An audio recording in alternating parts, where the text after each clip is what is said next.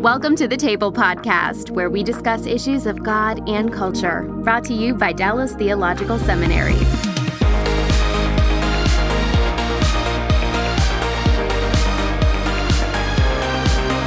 Welcome to the Table Podcast, where we discuss issues of God and culture to show the relevance of theology to everyday life. My name is Kymberli Cook, and I'm the Assistant Director at the Hendricks Center here at DTS. And I am so glad that you have joined us today as we talk about are you ready? Because this is awesome. The world of breakdancing and the place it has in the kingdom of God. And we are joined by several breakdancers who are leaders within the Break Free Ministry, and they've dedicated their lives to integrating breakdancing and their faith in Jesus Christ. So thank you so much, gentlemen, for taking time to sit with us at the table today. Yeah, Kim, thank you for having us. And your listeners are probably like, another breaking ministry. Yeah. Great. Just like we hear this so often from DTS. So I think it'd be helpful for each of you gentlemen to briefly introduce yourselves to that listener, and be sure to let them know how you ended up breakdancing and how you ended up in the ministry itself. So Michael, let's start with you. Yeah, thank you, Kim. And again, it's good to see you again while we were at Dallas together. Yeah, we used to sit in classes like Greek and, biblical counseling and all of that. Yes. For me, the Lord saved me at a young age. I was born again at a young age. I didn't have a father growing up. I had a mom with MS. And so the impact and effects of sin were very much in my life. I could see visibly and feel emotionally from a young boy. And yet it was truly the dynamic love of the church, the spiritual family of the church, that God used to save me and put in my heart this passion for other men coming from deep father wounds and not having that same dynamic church family to bring healing, and the gospel and really the fatherhood of God. So for me, growing up in a small town in Minnesota, it wasn't exactly the hip hop breakdance hub of the world. And so I wasn't really exposed to anything until after college. I was with Focus on the Family in Melbourne, Australia, and had picked up breakdancing as a hobby, just a fun hobby. And I started to break and was with the hip hop community in Melbourne. That was the first time for me to actually see there's a community, an underground, active hip hop and breaking community. So Kim, I would just practice with these guys at a YMCA. That's all I was doing, just as a little athletic outlet. But I heard their stories. And I heard the deep father wounding that many of them had. And these were men in their 20s and 30s. It's a culture of mostly men. We may, there are men and women, but was interacting with mostly men. And they were repeating that process, right? Is this generational brokenness. And that, Kim, for me, is when God broke my heart for it. Breaking was a hobby for me. It was at that point then that it became a calling. And I knew then, and we're much more, I think, eloquent now, and our vision is much more clear. At that point, Kim, I was like, I want to reach breakdancers with the gospel. Yeah. Like that was all I knew. And so for me, that was the start. And so I was already breaking as a hobby, but that for me is in 2004 in Melbourne, Australia, where I really felt like God placed that on my heart as a calling. And for you listening, that this is Michael Swalley, you're the executive director, right? Is that the correct title? Correct. Yes, of Break Free Ministries. Yes. So you're kind of the one who started it. And then we're also joined here by some of your regional directors, and they also have other responsibilities in the ministry as well. So Fred, why don't we hear from you next? Sure. First, thanks for having us. My name is Fred Johnson. I'm 36, originally from Trenton, New Jersey. Right now, I live in Philadelphia, so I am the city leader of our Break Free chapter here in the city of Philadelphia, not too far away from where I was born and raised, about 30 minutes across the bridge. And hip hop is just, it's always been around. It's always kind of been around. I grew up in it, grew up around it, just in my city. It was everywhere. It was every element of just hip hop culture in general was always kind of around me. At a young age, I didn't see it or understand it to be a calling. or a tool in God's hand. It was just my culture. I grew up in a traditional Baptist church, so there was kind of like this tension, friction between hip hop culture and my faith. But in the midst of that, the Lord just began to speak to me at a young age. I was about 13, about being called to the mission field. So I was super passionate about missions, about just cultures, different countries. And at the same time, I was passionate about hip hop. And growing up, I never saw this coming together of these two things. So in my mind, I was thinking I would be in like a three-piece suit,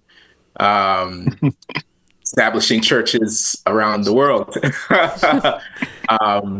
But as I look back now on that time and just seeing the wisdom of God, God had something a little bit more exciting in store for my life. So it's been past few years has just been this coming together of my culture, of hip hop culture as a whole, and my faith, and growing in depths of that, understanding more this calling, and then being able to go back into the same community, the same hip hop community, and tell people, hey, come to know Christ, but also be a blaze for mission. God wants to use this as a tool in his hands.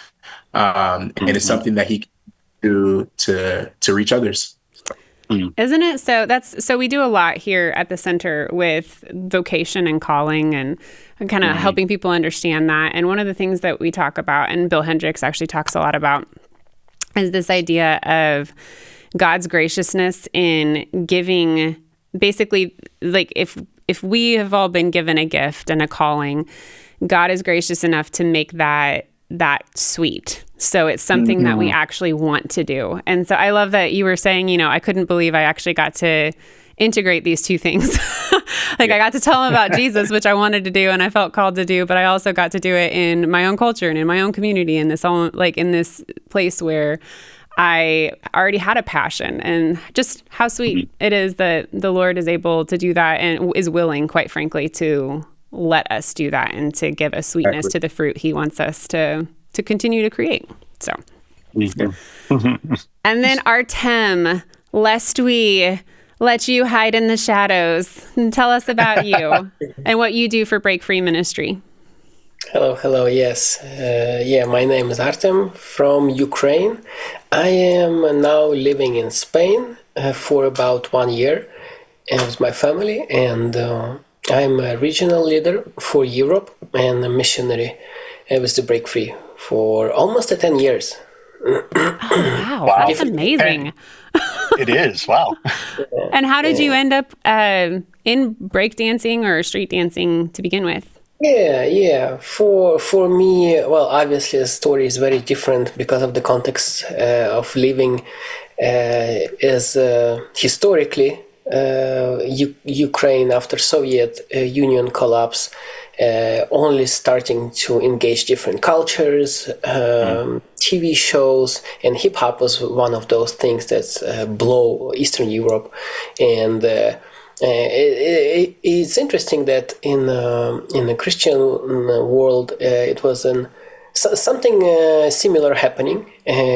Some people call it awakening. That's a lot of churches, a lot of people start organizing. It was, I think, the awakening. And in my own context, the whole group of hip hop people, about 50 people came to church and become believers. A whole group, a whole crew.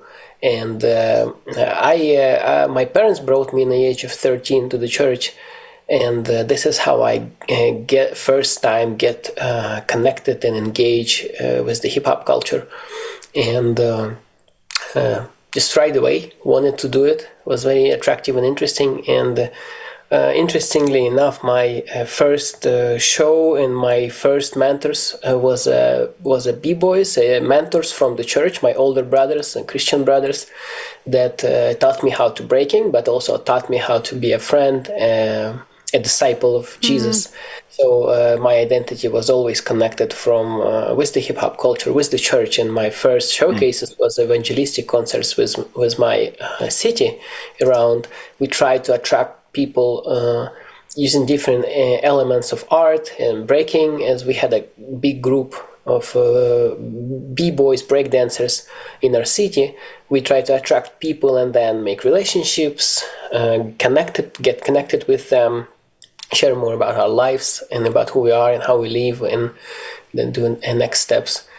So yeah, this is how I started, and it's been over almost 17 years in this journey. Evangelistic ministry and missions have been always on my heart, and never thought it's gonna be like that. And it's now a very new season for us as a family. Also, moving to Europe, building in Europe, learning new languages, learning new cultures, new communities, which is very diverse.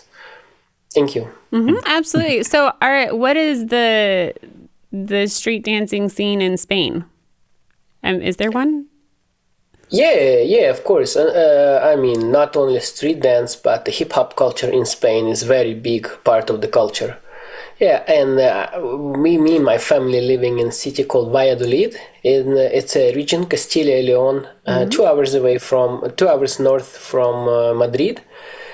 Capital, everyone knows, and even though it's not that big city of 300,000 people, still we have around 10 dance schools, and the hip-hop community and dance community, street dance community is a big, making a big steps of being a pioneers of the culture in this city. Awesome. That is so cool to hear about. All right. Well, we're going to get into that in a little bit more in a while. But first, you gentlemen are going to help me understand breakdancing a little bit better. Because as I was prepping for this podcast, I thought, the first thing is I want to know what is actually being attempted and accomplished, So, I mean, I did see the Olympics. I watched some breakdancing in the Olympics. I know that that may make you cringe or not. I'm not sure. You can give your thoughts on it. But so there has been at least a little bit of exposure to it in the last bit. But so in any given set, help us, maybe we can start here. Help us understand, what is it that the dancer is trying to accomplish in any given set? What's kind of the goal? And then we'll get to how you would decide whether or not they did a good job, or whether, what is good art in this context. But whichever one of you want to jump in on what is trying to be accomplished in a given set, I would love to hear. That's a good question. Let me preface. Can I preface real quick for the listener? And then I'll hand it to Artem or Fred. As we talk about breakdancing or breaking, we also may use the term hip hop, right? The hip hop culture, which breakdancing is an element of, right? So within the hip hop culture, we have the MC, which is, the words, the poets of the culture. We have the DJs, which bring the music. We have the dancers, right, which express bodily these things, and then the graffiti artists, which there it's like the murals and the art. So as we talk about breakdancing and dance itself, we'll be talking about it within that context, and that because they're all very much connected. But I love that. I have never heard those put together before. Mike, you just kind of opened up my world. Those are really great. Okay. All right. So hip hop culture, and here we're specifically focusing on the dance, the bodily communication of that. Okay. All right. Yes. Artem, were you going to chime in on what is being attempted at any given time? Yeah. So, like Michael was referencing, there is different elements of the hip hop culture that is producing expression of this urban art, and breaking is mentioned as one of the main dance elements, but of course we have to give like the broader picture that there is rock dance as a first street element that I think comes from the salsa, Latino dance, Afro dance, and many different combination of a new style hustle dance, and also having a different elements of fights in it. So dance part was obviously an element of a party, of a life, or on moving on the music, being a part of this parties, the hip hop parties that starts from the early 70s. And this is how dance culture, urban dance culture, street dance culture, whatever you want to call it, start growing. And obviously a big part of that was a celebration, a party of the culture. And then later on the battles, which comes from the gang cultures from New York City. Different areas in New York City in that time was present. A big part of the dancers also was a part of the street gangs, and trying to use different elements of that fight, actually using a positive power through the dance. And this is how this is a very short and broad picture of how this all started and what it stands behind. And of course, there is breakdancing is the first element of different acrobatic moves, trying to different spinning moves, and breaking or breakdancing, or also known as b-boying, as all the same. And we in hip hop culture we prefer b-boying or breaking, and breakdancing is it's also more known as a commercial name of that urban dance. So specifically breaking has different styles in itself.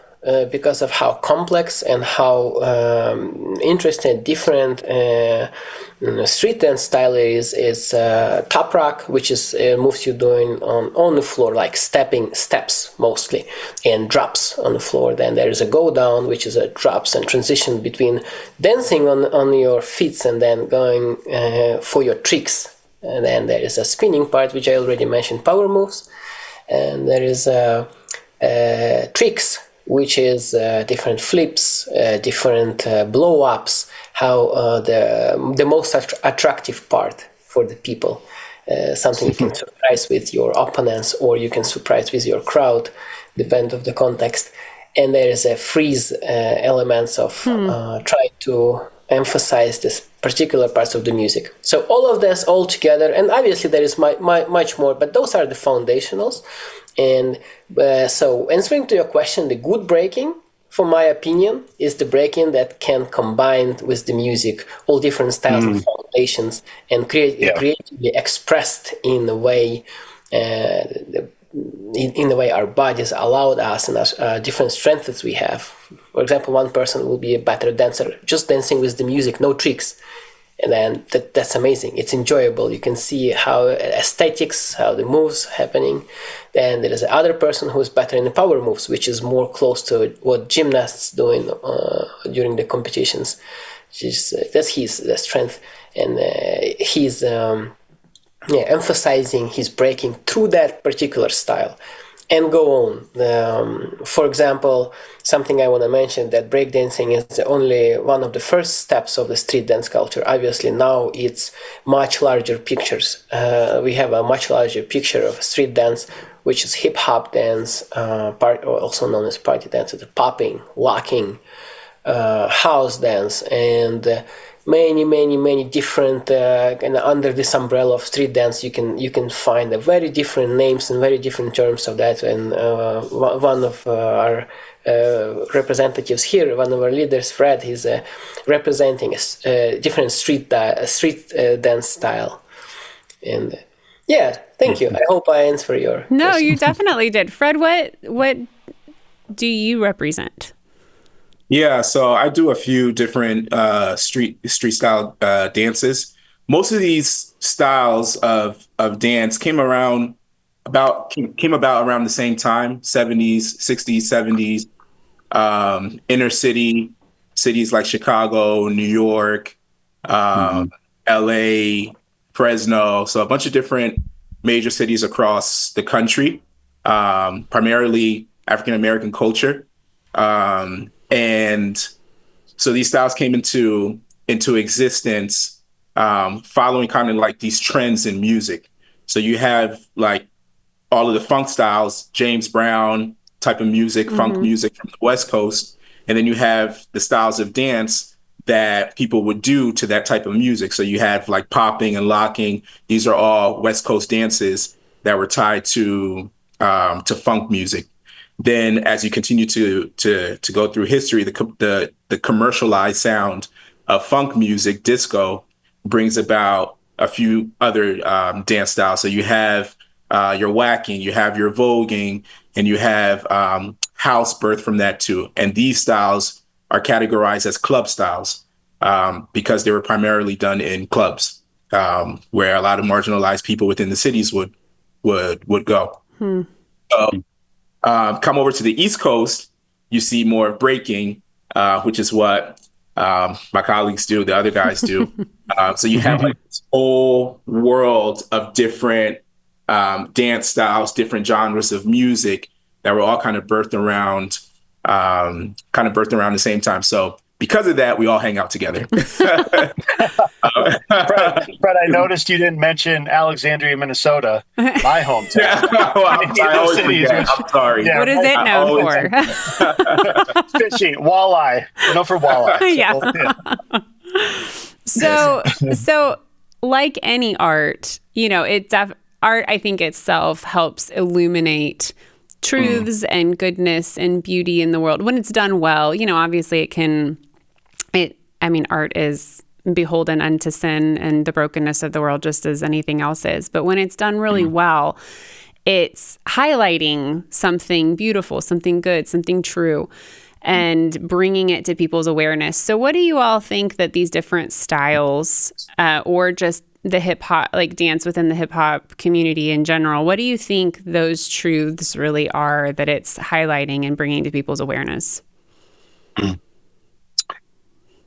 I think one, as we've talked about the different elements, right? And Artem had mentioned, and Fred, that these were connected to music. So I think one is that we were made in God's image, that our creativity is always in community, right? It's not isolated. So even within the dance, it's connected to something else, and self-expression is seen within a community in its healthiest forms, right? And with others, and meant to elevate, because the dance actually elevates the music when done well, right? The beauty of it can then elevate the music. So it elevates the different aspects, I think, of the community. And I would just say then also, secondly, is even within the same music, the expression of dance will look different for each person. So there's the foundational truths within the culture, and those, though, actually give freedom for then self-expression. They're not limiting.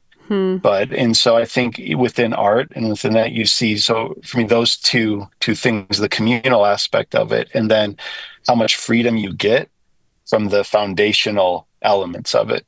Okay. Artem, Fred, what would you add?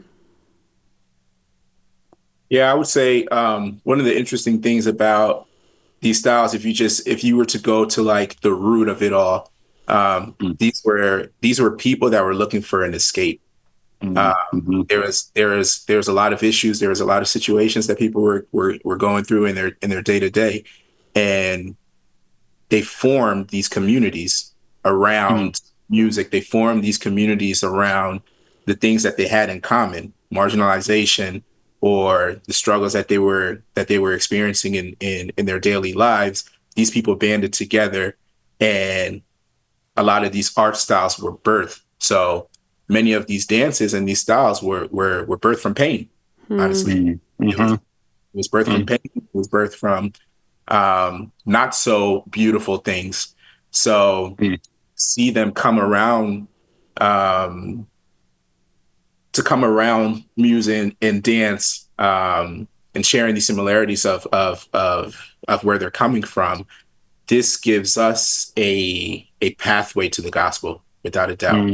Mm-hmm. It opens up the door for us because we believe that we have a response, we have an answer to the issues that originally brought these people together and bring these people together and continue to bring us together as a community. So I love that. And I love what you're talking about with, it comes about because of, and the communities came about because of pain and how beautiful, I mean, and even Mike, this is what you were saying a bit with regard to being made in the image of God, that these image bearers take their pain and are still able to make something beautiful and something even joyful in the midst of the pain. And like, and the outlet itself is something like wonderful to behold, even if it is the working out of that pain. I love that. All right. So we talked about breaking. Sorry, I'm not supposed to be breakdancing. Good job, Kim. That's the and the hip hop community in general and the different styles of dance there. Talk to me a little bit about the community. So we've actually gotten into that a bit with the community coming together because of pain and the expression of pain and outlet, a place to escape. Is that still the case? So we were talking about that being how they were founded. Is that still what those communities are largely gathering around? Talk to us about the current breaking communities and hip hop communities. Who finds themselves there?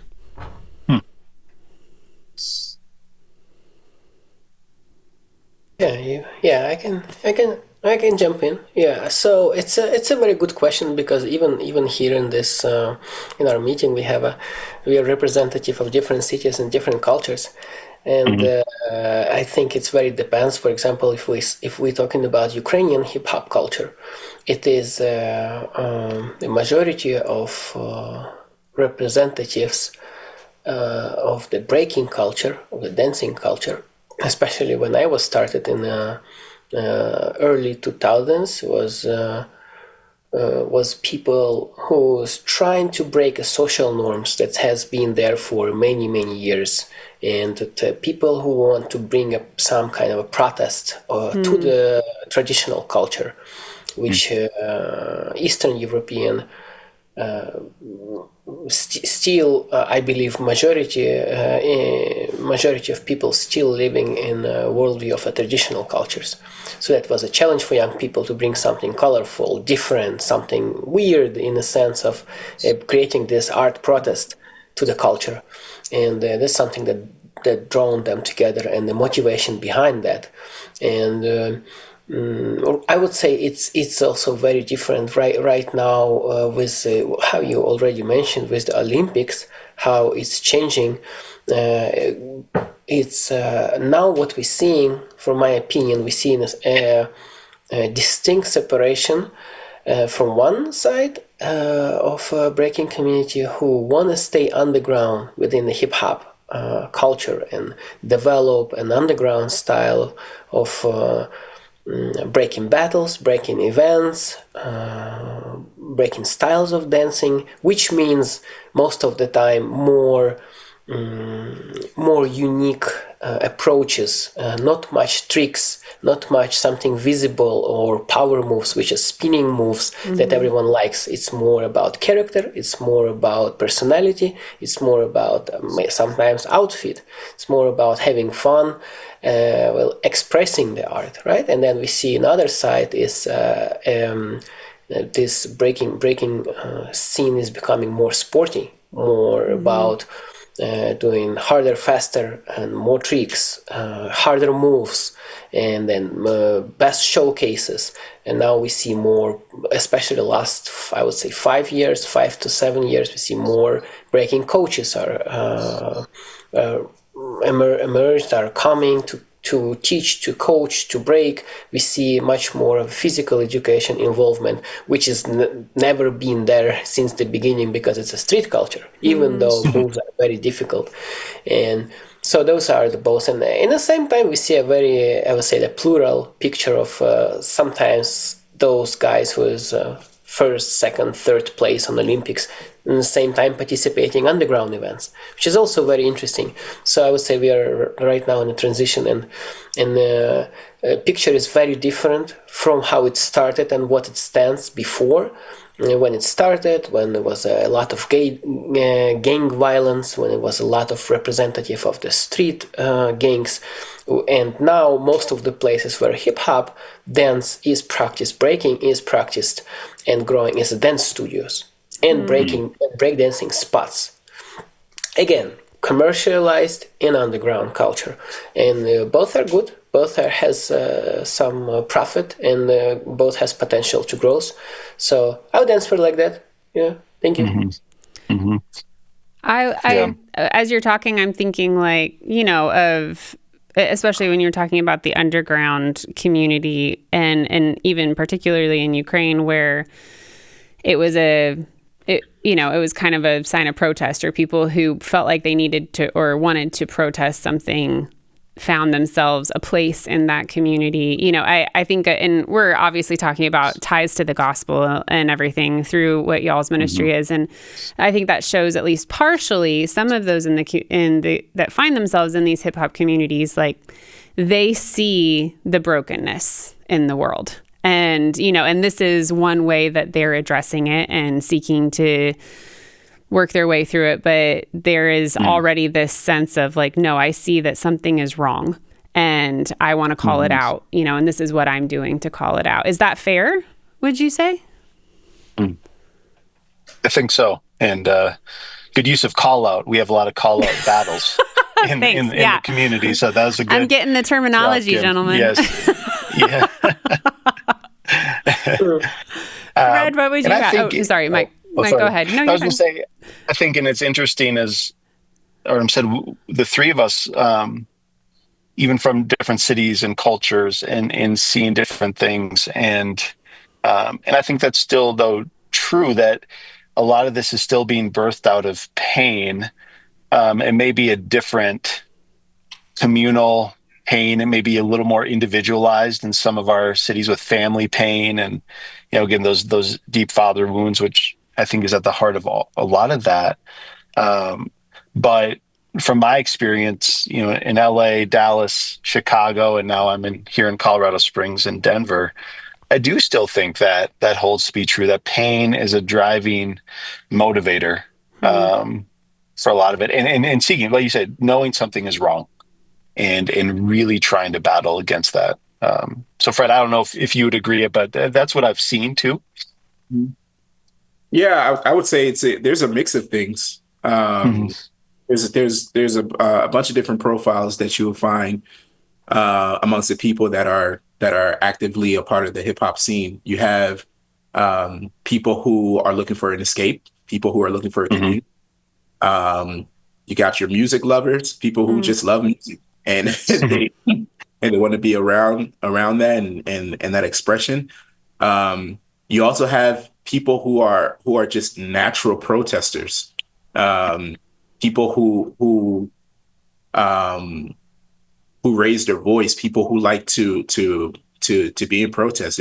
I would say within the hip hop community at large, the majority of those who are part of this community have this element of protest within them. So you have all of these different profiles coming together, and it almost makes me chuckle because that's why some of our meetings can be so intense.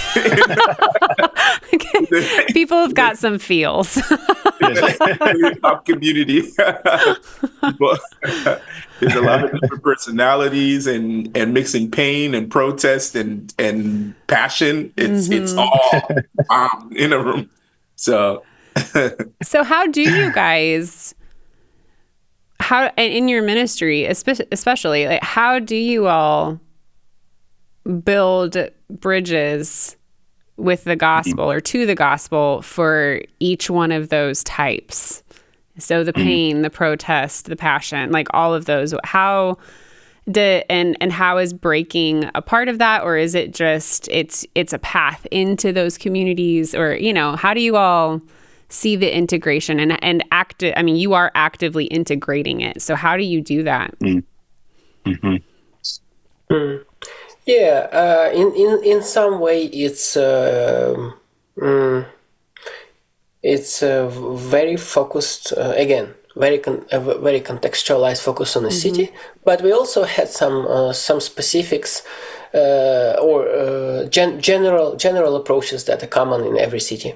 And I would say first, and I hope my brothers agree with me, it's a missional presence when we are with the people, trying to build relationships. I would say second is honest relationships, trustworthy relationships. We're building mostly happening where these people already are, and in the dancing spots, in the dancing studio. Some of us teach, some of us gives classes, some of us as 2, 3, 4 times a week at the practices, session spots, which can be someone home. Sometimes it can be a metro station. For example, if you go to Madrid, you will find that 2 different metro stations where breaking spots, where b-boys, breakdancers, they practicing. There is a missional place for these people to build relationships. Then I would say from relationships it goes to gospel listening, something we call gospel listening.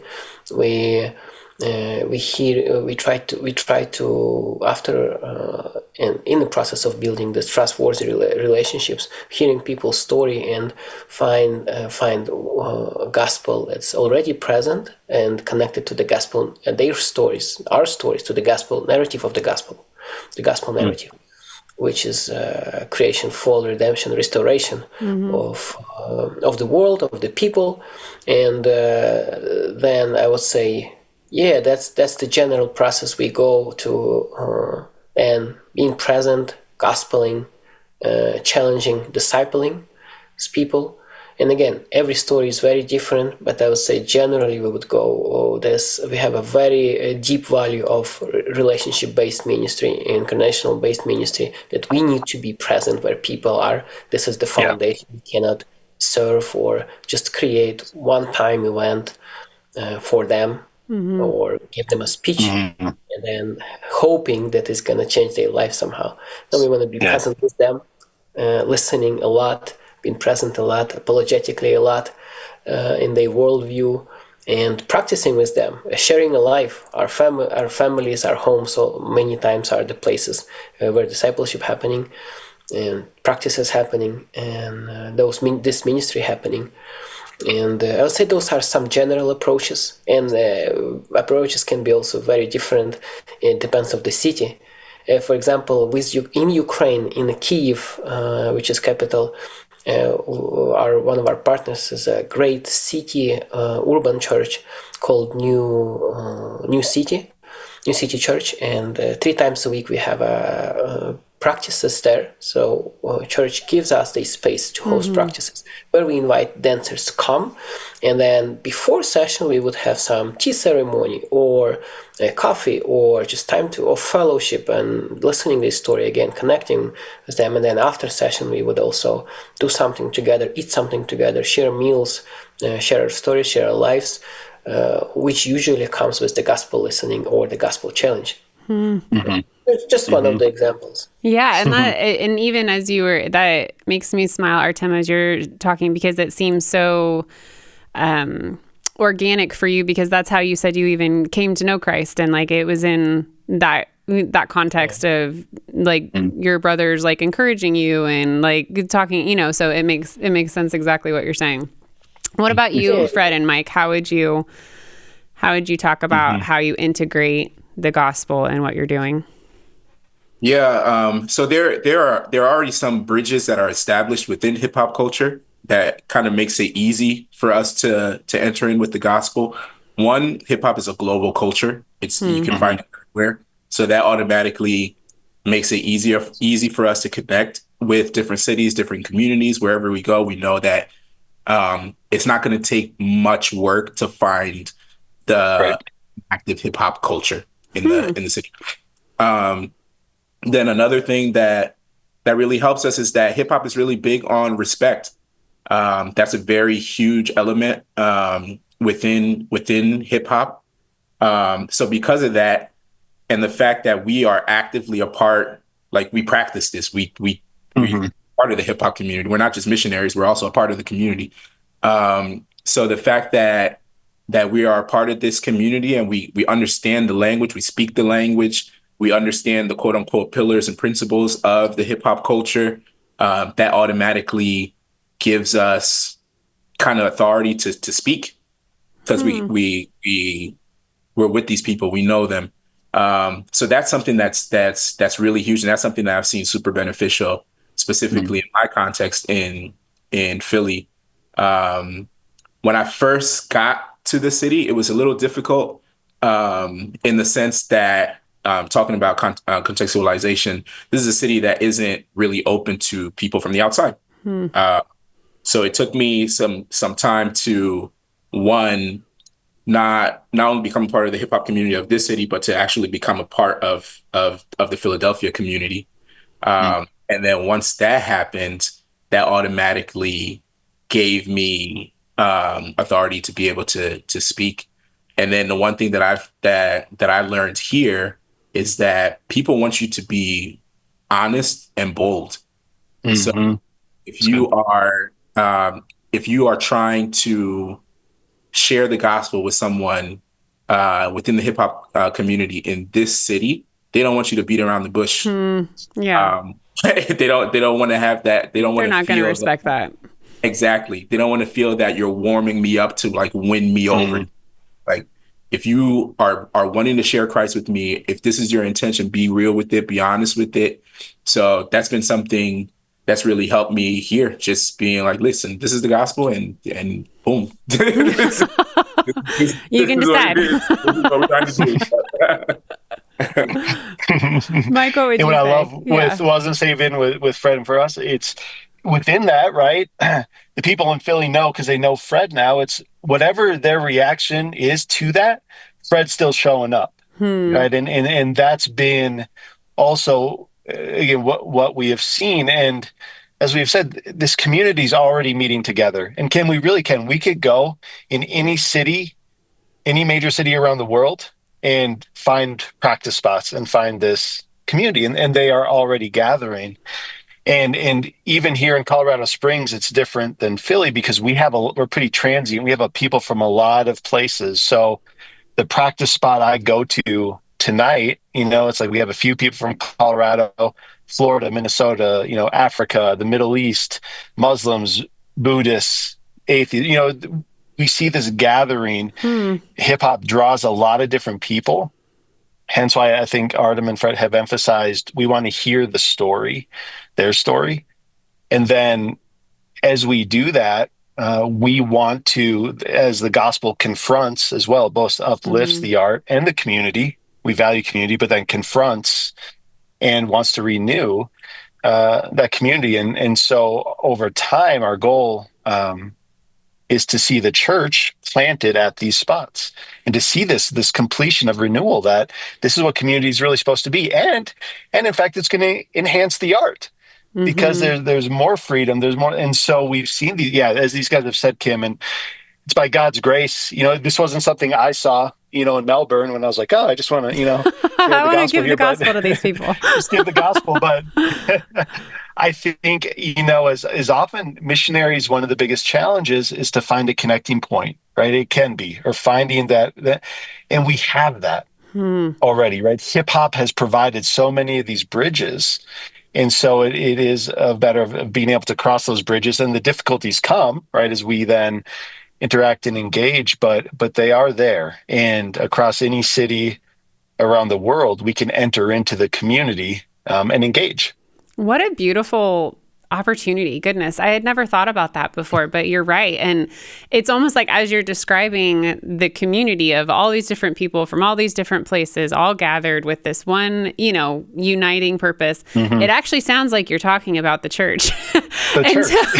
And so what a cool idea to take, to take the gospel there and say, hey, here's this, what I believe to be this truth that will really transform your life, and will transform this community if we let it, that kind of thing. Wow. Well, gentlemen, it has been an absolute joy to talk to you about breaking and to find out more about your world in general. And like I said, the art form and the athleticism behind all of it. And quite frankly, y'all's hearts in taking what you've already loved and come to know as far as just the art itself, and then saying, hey, like Jesus has a place here too.